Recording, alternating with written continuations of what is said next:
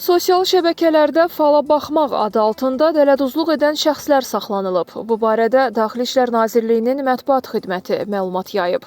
Bildirilib ki, sosial şəbəkələrdə falçılıq, baxıcılıq və digər adlar altında paylaşımlarla vətəndaşların aldadılaraq pul vəsaitlərinin mənimsənilməsi ilə bağlı polis orqanlarına daxil olan müraciətlər diqqət mərkəzində saxlanılmaqla araşdırılır.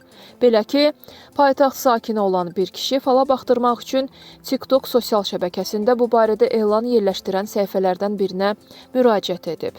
Ardınca həmin səhifədən ona cavab yazılaraq əlaqə nömrəsi istənilib.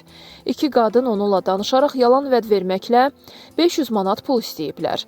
Qarşı tərəfin istədiyi məbləği kart hesabına köçürdükdən sonra isə həmin nömrəyə zəng çatmayıb və səhifə bloklanıb. Zərər çəkən şəxs dələduzluqla üzləşdiyini anlayandan sonra polisə müraciət edib. Suraxanı rayon polis idarəsinin 32-ci polis bölməsinin əməkdaşları tərəfindən həyata keçirilən tədbirlər nəticəsində fala baxmaq adı altında dələduzluq edən 46 yaşlı Gülarə Mirzəyevə və 24 yaşlı Əminə Abbasova saxlanılıblar. Araşdırma aparılır.